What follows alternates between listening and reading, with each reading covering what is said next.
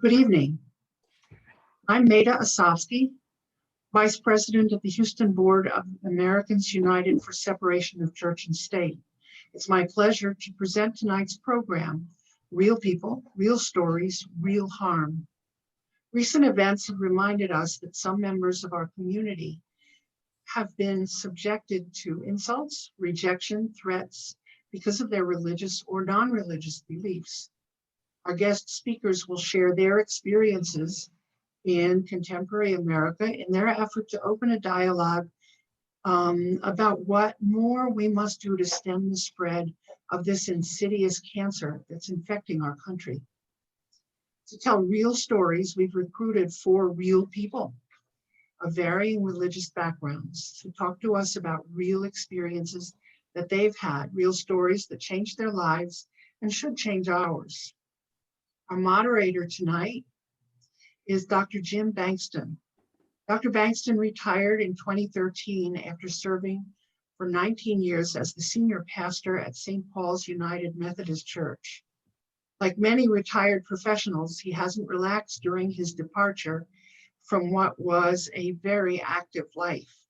He has continued his involvement at St. Paul's. He served on the Americans United for Separation of Church and State Houston Chapter Board and the Interfaith Ministries Board. I won't expand the list, although I certainly could. All I should add is the thanks of our local board. Thank you, Dr. Bankston, for taking the role as moderator for this evening. I give you Dr. Jim Bankston. Thank you very much, Maida. I offer my welcome as well to all those who join for the discussion tonight. I think we'll have a lively discussion presenting you with some good material that we can grow from and join in discussion with a bit later. So thank you for joining out there. I'm going to introduce our panelists for tonight.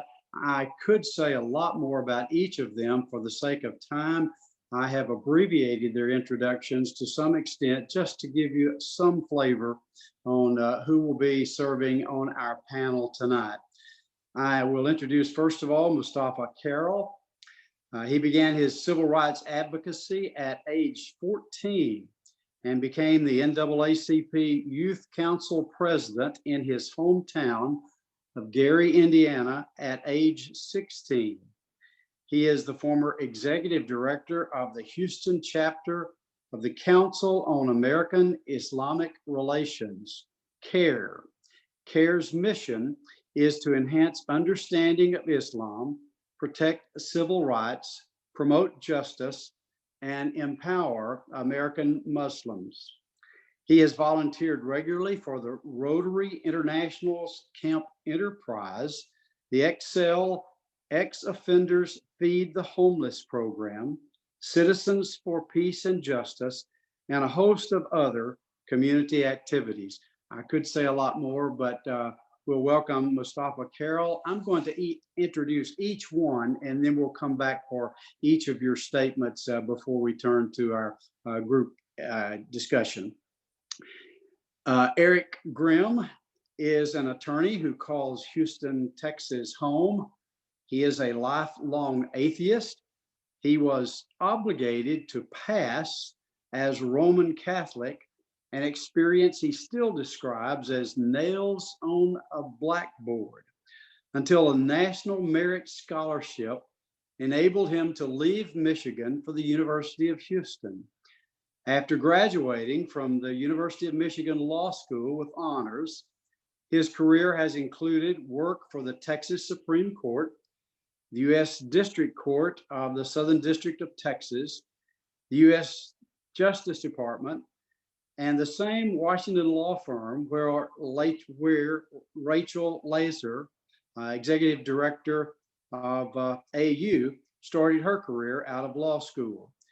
His professional interests include technology law, general public license and other open source licensing, trademarks, copyrights, lawsuits involving business disputes, and First Amendment law.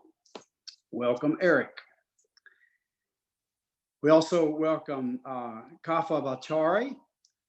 Kapha was born in Iran and raised in Texas. She is a practicing corporate attorney and, time permitting, also a writer. Bhattari is a graduate of Long Island University, Southampton campus, and the University of Houston Law Center. A former UH law professor, her community involvement includes formerly serving as the advisory council of the Rice University Center for the Study of Women, Gender, and Sexuality. She is a co-founder of Pink Ishtar, a Muslim women's group. Her writing focuses on issues of memory, myth, identity, religion, and history within Iran and the Iranian American diaspora.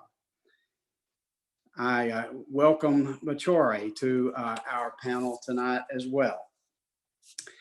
And last, we have Ashton Adair, who was born with the name of Ashraf Adair on August 11th, 1970 in Cairo, Egypt. He was born to a Coptic Christian family, a minority religious group in Egypt. In 1973, his family immigrated to Canada to avoid religious persecution and generally settled in the United States in 1976. In 1992, he graduated from Ohio University with a bachelor's degree in psychology and enrolled in law school.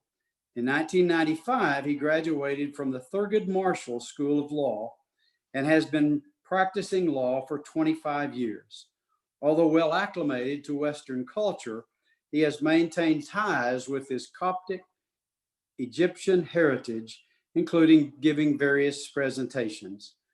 Although freed from religious persecution in Egypt, in 2002, he changed his name from Ashraf Adair to Ashton Adair to avoid persecution in the United States.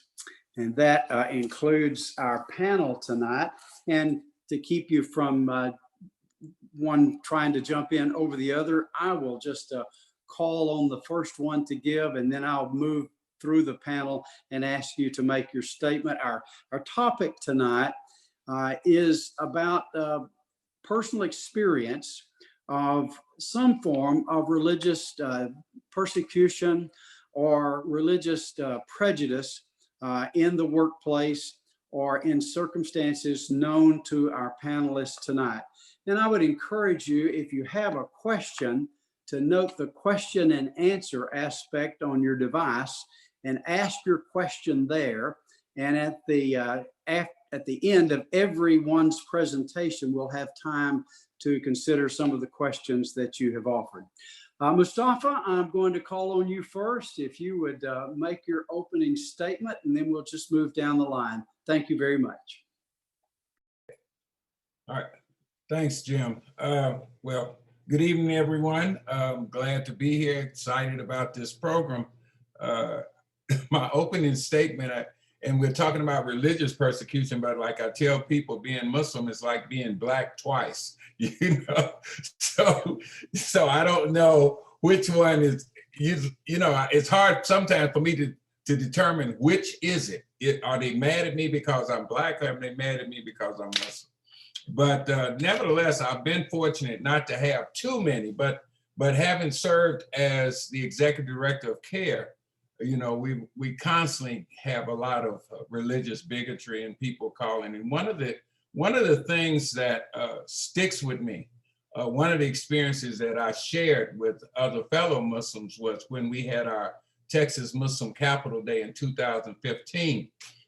And we were accosted by a band of folks who were actually mad or upset because the Muslims came to the Capitol. Now, just to give a little bit of background, we take at least 80% of the folks that we take to the Capitol to learn about their government are middle school and high school students. And we had approximately 800 students there that day. And those folks actually yelled and told us to go back to Saudi Arabia and take Obama with us, etc. I thought that was kind of cute. But we had a lot of anti-Muslim sentiment. Some of the other things that have happened, and there's a kaleidoscope of things that have happened to us. And one of the issues that I find the hardest about dealing with bigotry is that it throws you off. It takes away your balance. And I'd like to be balanced in the way that I see the world. I mean, I know that there are people who don't like Muslims or don't like Black folks or don't like whoever, but I try to be balanced in the way that I see the world. And one of the things that bigotry does is that it disrupts your balance. And if I was to sit up and think about all of the people who've done good by me and who've actually served as mentors to me, who actually helped me, then they would definitely outnumber the people who haven't. But when it does happen to you, it is so egregious, I guess is the word, that you don't know where to go with it. And so one of the things that we try to do is to remember the good that we've experienced in our life to keep that balance. Thank you, Mustafa. I used the word persecution. That might have been a little too strong. Prejudice would have probably been a better word, although sometimes the line blurs a little bit. Hopefully it doesn't ever become, certainly violent in your experience, but I know sometimes it may. Thank you for that opening word, Mustafa. Ashton, I wonder if you would be willing to go next and to tell something about your experience. Well, sure. Thank you very much for having me. As you know, I am from the biggest city in Egypt, Cairo, and I was born to a Christian family. At the time, Egypt was about 85% Muslim, and now it's about 90% Muslim. And I was given the name Ashraf, so I would fit in there. But 3 years after my birth, we were afforded the opportunity to immigrate away from Egypt. At 3 years old, I was blissfully oblivious to discrimination. We eventually settled in Cleveland, Ohio. And finally, the idea was my family felt like we were free, that we were in the majority religion. The only problem was that based on my name and my appearance, I still looked different. As a result, some people did prejudge me. Now, most people treated me fairly and on the content of my character with an open mind. But there were incidents. One that comes to mind is in 1991, I was at Ohio University. I was walking down the street, minding my own business, and I was approached by 3 young men. They made derogatory statements about people from Middle Eastern descent. I stopped and shared my indignation, and then I was knocked unconscious, and I lost my 2 front teeth. So it was near Christmas, and so that Christmas, all I wanted was indeed my 2 front teeth. But I did get all fixed up. I graduated, went to law school. Shortly after getting my law license, I was hired by 2 Palestinian gentlemen in a wrongful foreclosure case. After a jury trial, my clients received a verdict in property, about $500,000, and some punitive damages as well. The other party appealed the punitive damages aspect, and we ended up in a new trial.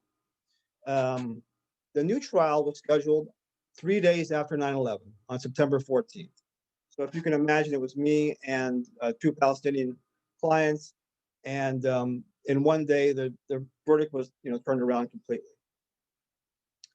It's hard to know how much of that is based on bigotry, but I felt at the very least my name, Ashraf, was a distraction from some of the issues I was litigating. And that wasn't fair to my clients. So I changed my name to Ashton Adair. I think I'm more successful now, but of course it's hard to know how much of that is due to a name change and how much is due to being more experienced. There was another incident just a few years ago. I was playing pool with a friend of mine in a bar, and one of the other patrons started making derogatory comments about Middle Eastern, well, just in general derogatory comments about me. I never met this person or interacted with them ever before, so I couldn't figure it out. And what Mustafa said earlier about throwing you off your balance, that was certainly applicable that day, because I felt like I was off balance and I couldn't concentrate. But my friend who I was playing pool with, an African-American man, he said something to me. He said, Ash, just play your game. And I basically, I didn't acknowledge it, and I was able to walk away from there unscathed. So those are my experiences. I haven't been back to Egypt since 9/11, and I'm planning a trip. And I'm now married to a woman who's ethnically European. And I wonder if my new name and my wife's appearance will give us, problems when we go back to visit. So we'll see. So that's it. Thank you, Ashton. Yeah, those are just realities of the world in which we live, aren't they? Eric, let me ask you to go next, and we'll save Kapha for last.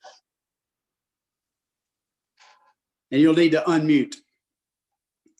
Let me unmute then. So thank you, Jim. I appreciate it. In addition to, I guess, conveying a benefit to the audience who's watching, this has a bit of a benefit to me. I personally experienced a rather significant trauma between about 2011 to 2016 in another state, which was Michigan. Michigan is where I grew up. I came to Houston on a National Merit Scholarship, which was a great relief for me and a great amount of freedom. My father, who was a judge in a county that's right on the shore of Lake Michigan, contracted lung cancer. He had surgery, and then it showed up in his second lung. In 2007, I went back to my hometown, hopefully to help him get through that. Unfortunately, he passed away in 2009, but also my mother, starting in the late 1970s, had, and I think in part as a result of the very, very, very conservative religious environment in that part of the country, had suffered a series of mental health setbacks, and actually I think at that point had 12 different inpatient episodes. So she wasn't able to take care of herself, and we needed at least somebody somewhat responsible to help take care of her. So I went back home, and I was encouraged by an attorney who had worked for the same law firm that I was working for. Hey, you really ought to run for city council in Roosevelt Park. And I did.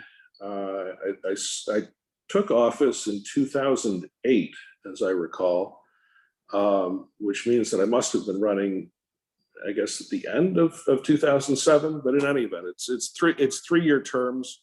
I served 2 non-consecutive terms, and I quickly came to realize that for over 30 years, the council had been starting all of their meetings with very evangelical Christian prayers, and had never included any other perspective. No Jews, no Sikhs, even though we had many Sikhs in the city that I represented, no Muslims, no atheists. And I said, we ought to talk about that, and we ought to see what we can do about including more people. The next morning I was surprised. The local newspaper made that the headline, and essentially outed me as an atheist to everybody that I knew. Now, that had benefits and drawbacks, but it became a very interesting process. I did have quite a bit of effect in terms of helping others also to feel free to be themselves more and not conform to a very restricted environment. Rather than telling a long story, I have about 6 different topics that people asking questions might be able to ask about. One is the the city of Roosevelt Park. At various times, I was accused of being a communist, personally attacked. We had a long letter from somebody right around the holidays that said, say no to Mr. Potter, which was a reference to the villain in,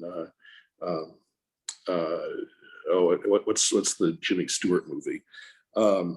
So the second topic, other than the city and that experience, would be sort of a history of Christian nationalism in West Michigan, which goes back well into the 1920s. But there is a long and very concerning history that also ties in very closely to white supremacy. Most people probably don't know, but a lot of the funding for Christian nationalist organizations around the country comes from one county south of where I was in West Michigan. Much of the leadership too. More of the chairs of the Council for National Policy, for instance, have come from Holland, Michigan than any other place, and from essentially two families in Ottawa and Kent counties in Michigan. The third issue is a judicial investiture. I, as a Democrat, sent a letter to Rick Snyder, the governor of the Republican governor of Michigan. To my surprise, and I believe to the surprise of the Republican Party, he wound up choosing a Democrat to serve in a judicial position in my county that I had personally recommended and said that would be a good idea. Let's just say the blowback was very significant, and the local Republicans got to that judicial candidate, and the investiture where he showed up was just over the top, personal, discriminatory,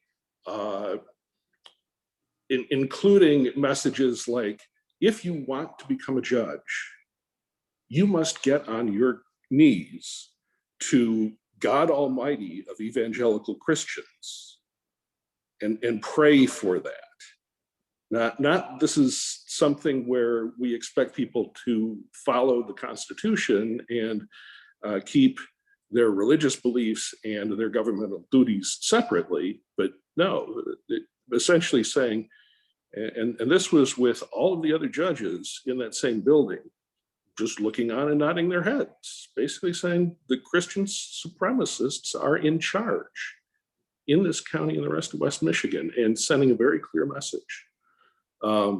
Additionally, additionally claiming that the judge's power, when the judge is on the bench, comes from the evangelical Christian God. This is in a courtroom in the United States with pretty much, well, at least 50% of the staff in the county building. It was pretty much every lawyer in town, most of the political leadership. It was completely outrageous. I've still been trying to get the video that was taken and that we know exists of that episode. And suffice it to say that the people holding the video are resisting tooth and nail.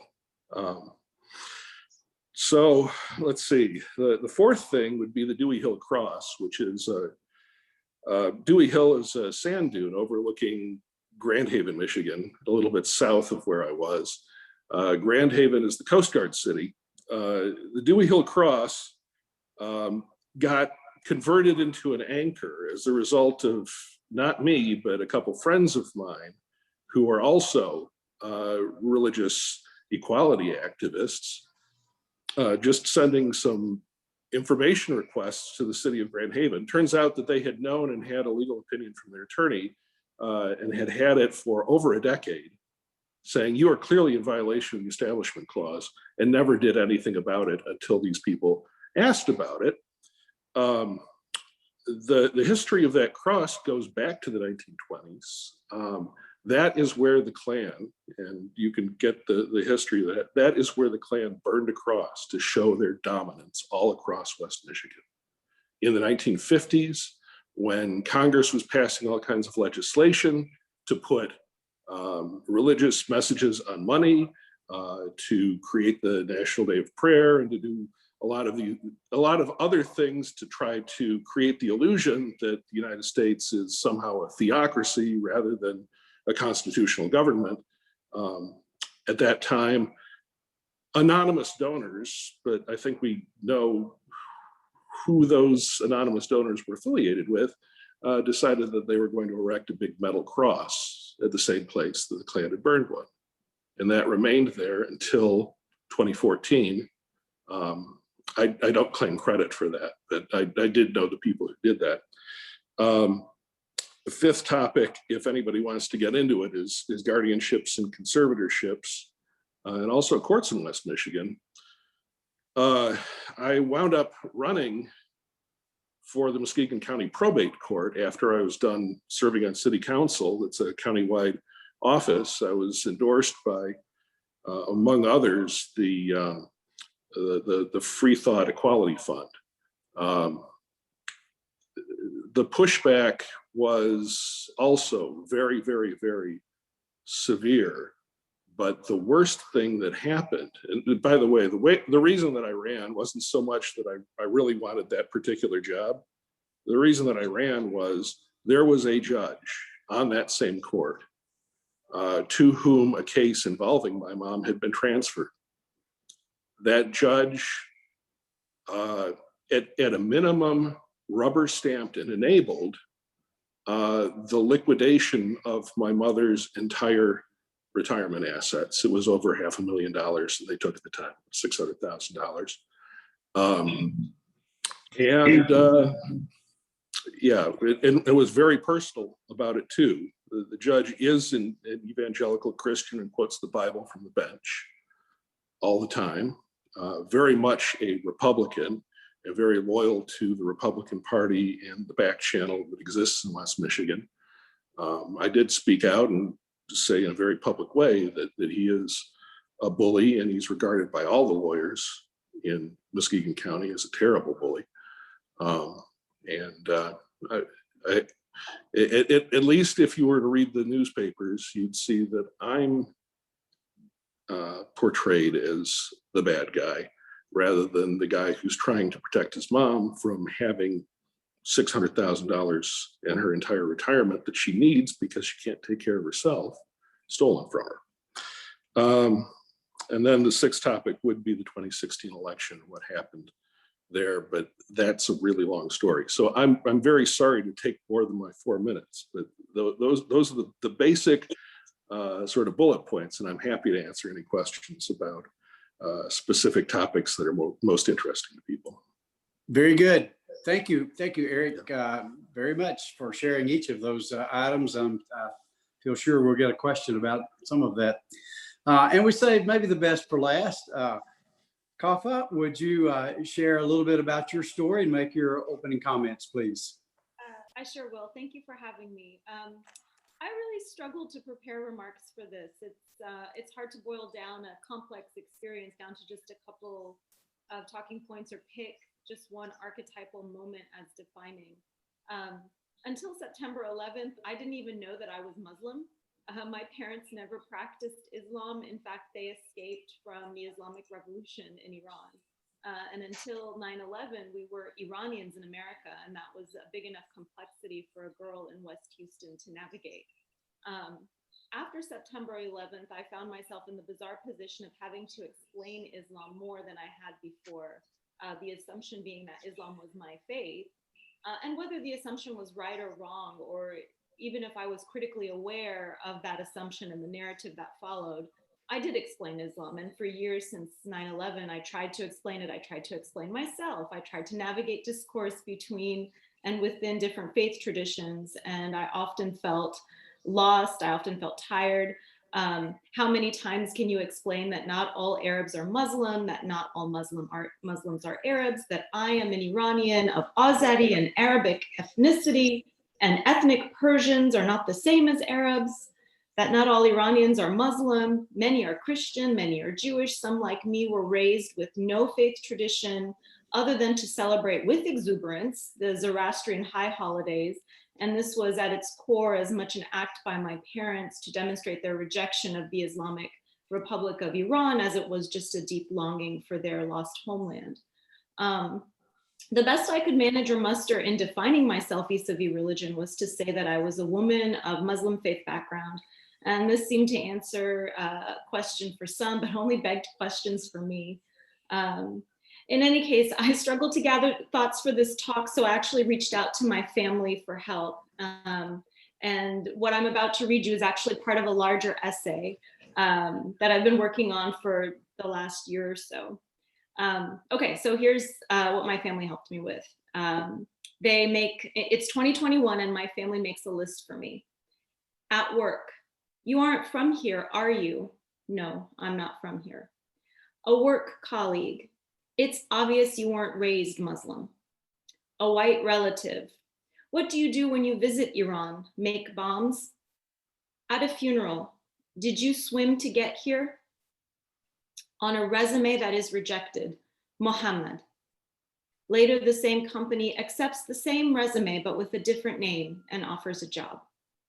On a street somewhere, half-caste. Duolingo, a popular language learning app, teaches many languages, including French, Japanese, German, Arabic, Hindi, Yiddish, Hawaiian, Finnish, Welsh, Hebrew, High Valerian, and Klingon, but not Farsi. At Starbucks, my name is Mary, my name is Sarah, my name is David, my name is Kate. Someone else's mother, are you sure you are in the right country?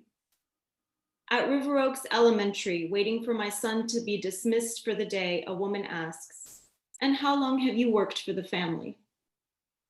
At a wedding, an auntie exclaims, thank God you didn't turn out as dark as your father. A law school classmate, if you don't like it, why don't you go back to where you came from? At work, again, I love your accent. That's it. Thank you. Yes, thank you, Kapha. Those are obviously very personal and very emotional. Thank you for being willing to share that. Let me invite our guests who are listening in to take advantage of writing in the Q&A any questions that you might have. And for now, we'll limit it to that. If that seems to be technologically difficult, perhaps we could switch to the chat, but we won't do that for just yet. Try to ask your questions in the Q&A aspect of your technological device. And I have a question here, and I think, Kapha, it may be that you could take the first attempt at answering this question. I was struck by how many times you had experienced some lack of dignity and prejudice in your professional world. And I wonder if you have discerned any difference in the way you are addressed and treated in the professional world in which you operate and in your neighborhood, where the street where you live, the neighbors that you know. Is it fairly equal distribution of occasional insensitive remarks, or is one a little easier to navigate, the neighborhood where you live or the professional world where you operate? Sure. Thank you for asking that. My neighborhood is quite diverse. I live in Pearland, and just looking out my office window, I can tell you I've got Indian, Chinese, Israeli, another Indian family, a Filipino family, all are my neighbors, and a white family. And we all look out for each other and we all get along quite well. So I really don't have any issues with my neighbors. Although my children, my ex-husband's Israeli Palestinian and my children are half Palestinian. And recently, in light of what's been going on, they've asked, we have, my husband's British, we put flags up for every Premier League game. And, we had a Brazilian flag up for a while, and my sons asked if they could put a Palestinian flag up. And, we have neighbors who just moved here who are Israeli. And I just felt a little nervous about that, because obviously we get on just fine, and we've not talked about any politics, but of course I don't want them to, I don't know. I feel very conflicted about it and how to approach it. But, neighborhood is great. I'm very lucky there. At work, I've always worked as a corporate lawyer. I started out as a associate in one of the biggest Jewish law firms in America, Walgotschel. It's actually how I know Maida Asofsky. So I think that environment, I really didn't experience any hostilities or anything like that based on what I think the perception of my religion was, or my ethnicity. When I got into the oil and gas services industry, I did end up experiencing a little bit people asking, where are you from? What's, making comments about me being Iranian. In my recent work environment, I do sometimes hear some things that are inappropriate. I've been told, "Oh, you're our ethnic lawyer. Can you tell me about X, Y, or Z? Can you be the spokesperson on this topic?" Or, things that are just not appropriate. But for the most part, I think because I'm kind of a loud and outspoken person, people will shy away from saying anything directly to my face that they don't want to get challenged on. So it's been fine for the most part. Thank you, Kapha. I also live in Pearland, and my neighborhood is very diverse as well. So it may not be the image that people have of Pearland, but we have a lot of diversity here. A question for Ashton.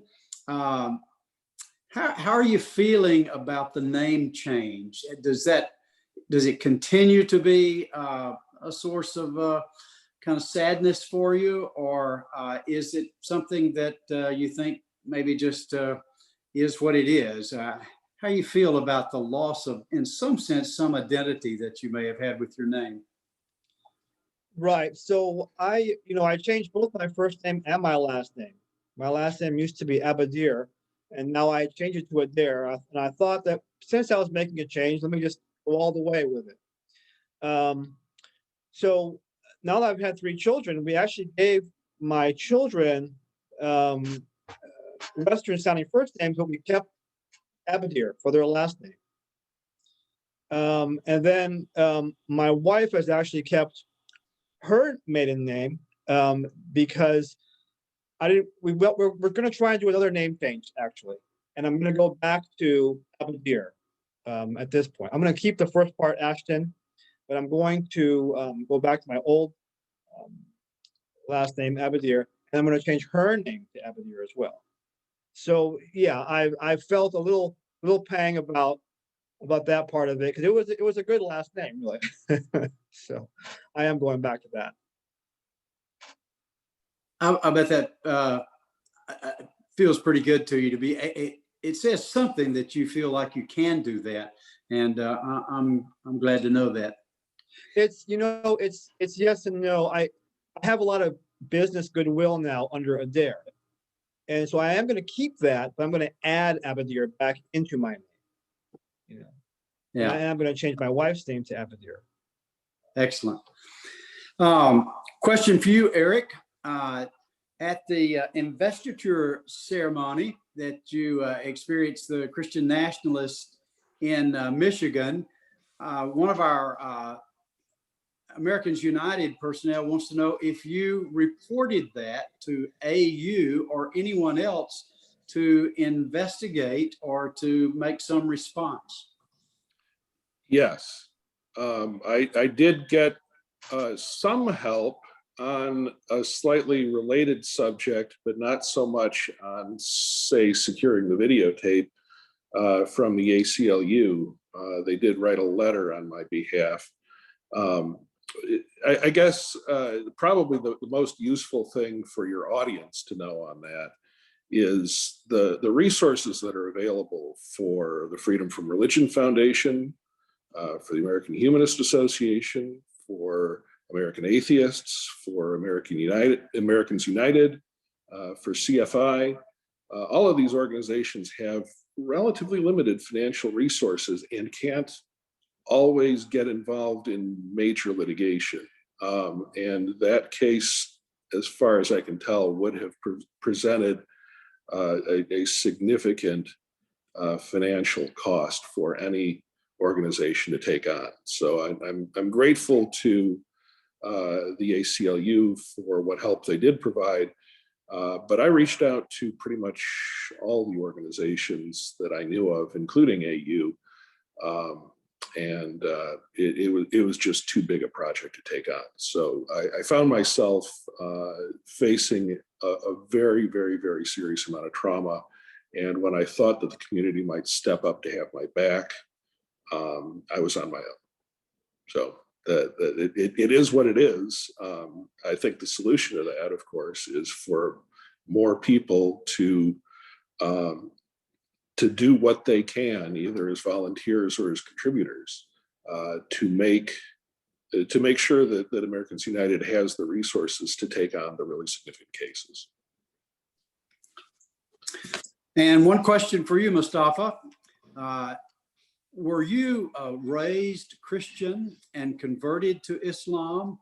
And if so, how did the Christian community receive that? And if that's not your personal experience, perhaps you know of others who have had that experience and you could answer on their behalf. Yeah, I was raised Christian. I was raised Baptist. I was on my way to being a pastor, actually, when I embraced Islam. I actually I come from a whole family of preachers. You know, my family never had an issue. Fortunately, I never had an issue like that. I have had some issues with some Christians who don't know that I was a Christian, you know, and they'll say things, give me quotes from the Bible that I'll give back to them. But I was, you know, I became a Muslim between the ages of 19 and 20. So I've been a Muslim now longer than I've been anything else. And it comes with its own challenges. I think listening to the other speakers, you know, the identity issue is big in the Muslim community, and it's big with even non-religious minorities, that, you know, you have a challenge for people's acceptance or people's understanding or what have you, that this is something that goes with the territory. You know, I was joking about being Black, but that also helped put me in a position that I could care less how you feel about my name or who I am, because I know I can't change any of that, nor do I want to.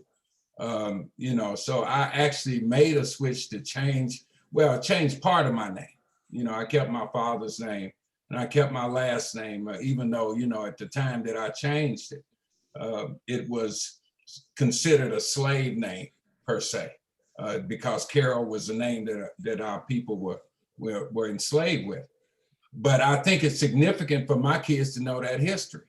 And that's one of the reasons I didn't change. The other reason was that, you know, I'm proud of my family. My family I come from a very good family. So I didn't want to change that. But I had some issues with people theologically. They'll say something. And you know, one of the things that we have to understand is that religion is only a good thing when it's accepted voluntarily. That you can't force people to believe anything. I don't care how hard you try. You can make it hard for them to get along, but you can't force them to believe anything. And so my relationship, believe it or not, with the Christian community hasn't been bad. I mean, you know, I've been in churches, and you know, I can always relate. I feel comfortable in a church. I feel comfortable wherever I'm at most of the time. So I haven't had any real bad, except I'll have every now and then you'll have I think you might call it a hiccup, but every now and then I will have some experience. But what my experience has told me is that no matter who you are, that, you know, people only respect you when you're true to yourself. That I'm not trying to be anybody else. I'm not trying to be an Arab. I don't want to be Indian, I'm good where I'm at. And I know that that's a struggle, but it comes with the territory. It's just the way it is. And I guess, you know, I've had the benefit of the struggle that we had here in this country to kind of prime me for this religious discrimination, you know, where other Muslims may feel something. I'm saying, okay, here we go again, just same day, different tune. So I hope that answered your question. Yeah, no, absolutely. I wondered if that had been your experience, and I'm glad it wasn't, you know, too traumatic for you.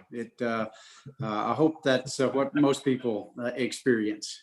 Let me ask Maida or Nancy if I am missing any questions. I'm not sure I'm completely accessing the Q&A. Am I missing any questions that either of you would like to read out for us?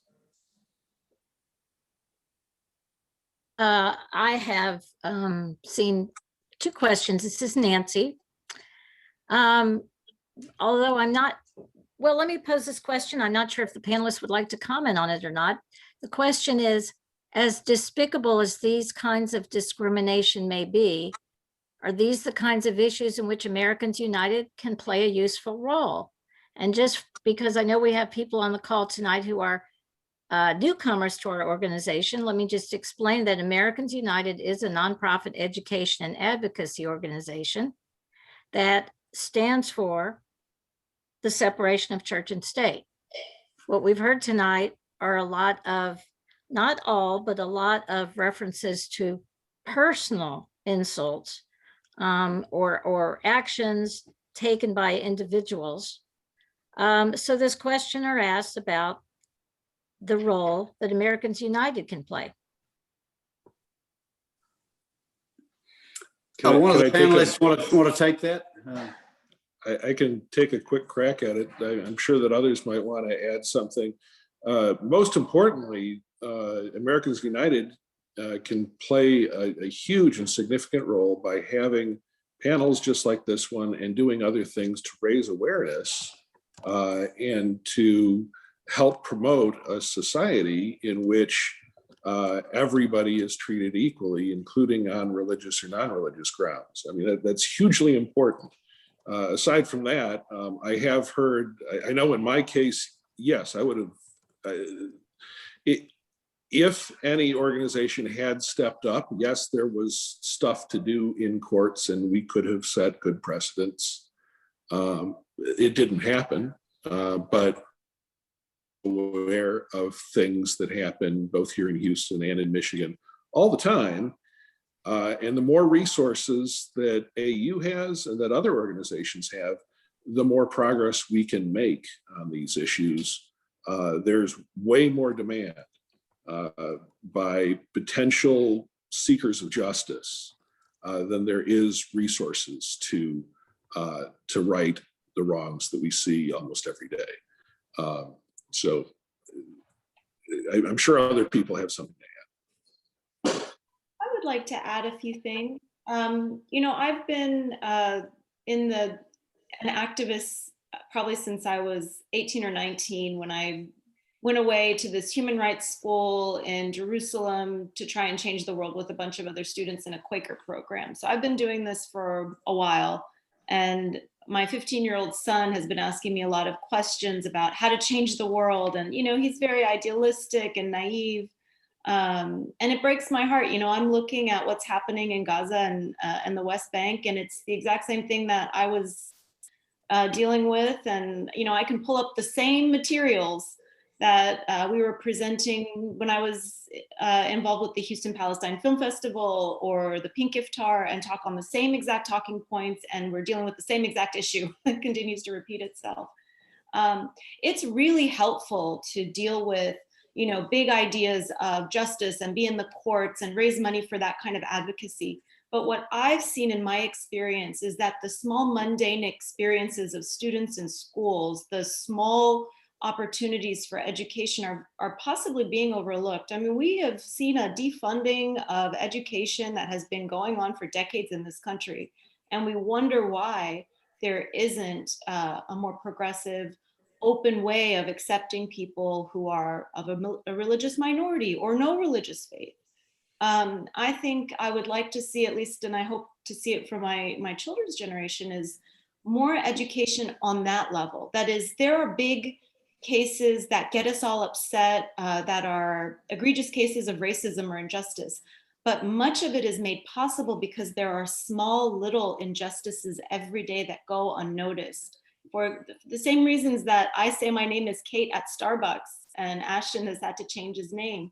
There are 1,000 other little things that have happened that have made that necessary. So I think, while it's important to do the big money stuff and be on big platforms, it's also really important to do stuff that's small, that's with kindergartners, that's with, young men and women who are just seeing the world for the first time, looking up from TikTok to look at what's happening. So I would advocate for that kind of focus as well. And I don't know what the efforts are with American United on that level, but that's what I would advocate for. That's where we need it most, I think. Thank you for that, for those comments. I think I would like to ask each one of you to maybe pick up on that and say where you see the most practical kind of impact that the advocacy that AU makes happening in your or our daily lives. What is it that is really the most practical thing you know of that makes a difference if we maintain that separation of church and state and do not in any way move toward a state-sponsored religious perspective? Anyone want to comment on where you see a very practical impact that has in your life or in someone's life that you know? Mustafa? Yeah, well, if we're talking about AU, some of the things, and I agree with Kapha that the educational part is important. The other part to that is that from AU's perspective, this is my humble opinion, we've had to battle the State Board of Education here in Texas for the misinformation that it's trying to put in school textbooks. This is a place that I think AU could fit easily, that it would be within your purview to do this type of advocacy. We had, I've been to the State Board of Education several times, a couple of times, to refute some of the information they put in about Muslims. They went for the route. They put misinformation about what happened in slavery, calling it the migrant worker something or another. They miseducated about what Muslims do or believe, etc. All the terrorism comes from the Middle East, and I have the information that they were trying to put in school textbooks. Now, the danger in that was that if those textbooks were accepted in Texas, they go to many other states, and those states, all those kids would have gotten that same information, etc. The other thing is from a political standpoint, there's been, ever since 2007, there was a lot of anti-Sharia, quote unquote, or anti-foreign law legislation that we've had to fight every year. Now, we know that it probably wouldn't have had any stroke, but the fact that they put it in there was just to throw shade on the Muslim community. Those types of things, I think that would be more beneficial for AU to get in that. From the day-to-day, how do you stop people from being racist, prejudiced, bigoted, etc.? That's something we have to start with ourselves first. Make sure that we're not, perpetrating that issue. Make sure that we understand that our religious beliefs are our beliefs, and that the only way that people can accept it is that they have to accept it freely. That's a whole different story. And I think what Eric said about having these forums may help that, from a very personal level. I think that this needs to continue, that you still need to have forums like this, but AU could be very involved in the other things that I'm talking about. Yeah, I'd agree that especially the members who are watching and aren't on the panel, understand that you have at least some power to make things better. I remember seeing a really amazing talk. It's one of a couple of talks that Anthony Pinn at Rice University has given to Houston Oasis. And one of the questions was, how do we fix racism in the United States? And it's not like flipping a switch, but what it is everybody on a grassroots level. And this is also trying to fix discrimination against the people we have on the panel. It is, everybody needs to participate in sort of a constant struggle and remain mindful on a daily basis of trying to make those small incremental changes, often on a one-to-one basis, interacting with people. It's incredibly important, and if there's any message that I can send to the audience is, please have the courage to stand up and do your part to keep America the country that I grew up in a very religious place, but something is changing and is alarming about the direction our country has been going in recently. Something that I didn't even see as a kid. So it is incredibly important for everybody to be on this issue. Thank you very much, Eric. We are living in interesting times, as they say, and small actions within a neighborhood or within a work site or within a religious community that aid toward greater understanding and respect can make a very big difference. I want to thank all of the panelists tonight. What a remarkable group of people. We are just delighted that each of you could share your time and your insights with us. We regret the unfortunate circumstances that you have experienced in your life. We all want to do what we can to move forward toward greater respect and dignity for all of our citizens in America and beyond. So thank you for sharing what you have tonight. And we're going to give the last word to Nancy Friedman, who's one of our executives for Americans United here in Houston. Thank you, Jim, and thank you to all the panelists. I can't say it any better than Jim did, but I just want to reiterate thanking you all, not just for your time, but for the personal stories and the powerful stories you shared with all of us. And of course, Jim, thank you as well. Again, not only for your time, but for bringing it all together. Now, at this time, I'd like to sort of take some of the advice that the panelists gave all of us tonight. One of the things I want to mention, well, first of all, let me thank, by the way, all of you who are attending tonight. Some of you are members or supporters of Americans United, and of course, I want to thank you for your support. Some of you are first-time visitors to our organization, to our programs. I hope you'll come back. Americans United, for those who don't know, is a nonpartisan educational and advocacy organization dedicated to advancing the separation of religion and government as the only way to ensure freedom of religion, including the right to believe or not believe for all. Now, to most of us, religious freedom means basically the right to hold and practice our beliefs without restriction, as long as we don't harm others, as long as we don't impose our beliefs on others. So one of the things we heard tonight from several of our speakers was to speak about these issues. Kapha said, no matter how small they are. Well, what we'd like to do is invite those of you who have had experiences of religious bigotry or discrimination, whether private or from the government, to share them. We'd like to invite you to send us videos, short videos of experiences that you've had. We'd like to share those on our website, on our YouTube page, when we go speak, to let other people know that what some people in the community are experiencing. Now, this is something that we're announcing tonight, but it's an effort that we're going to continue.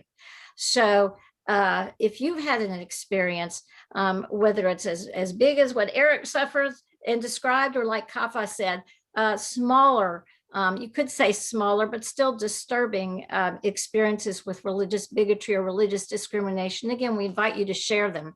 And our website, which I'm going to ask Keith to put up our website and put up our email address in the chat. You'll see that in a few minutes. Now, the second thing that our panelists suggested that we do is continue to have forums like this. So I want to invite all of you to our chapter's annual meeting. 4 weeks from tonight, we will be having our annual meeting, and we will be having another great program with another great panel. The panelists that night are Harris County District Judge Rabea Collier, former state representative and Houston City Council member Ellen Cohen, and current state representative John Rosenthal.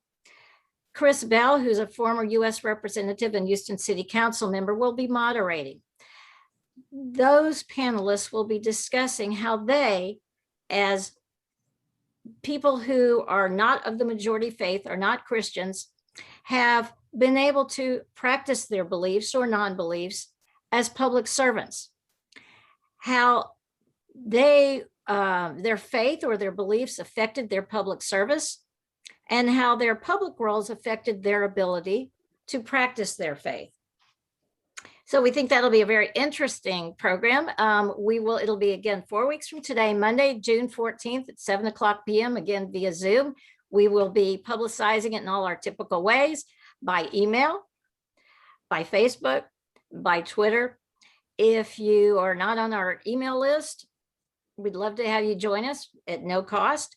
Follow us on Facebook, follow us on Twitter, whatever. We will be publicizing that, and we hope you can all join us for that event. And finally, Eric talked about supporting organizations like ours. They need more resources.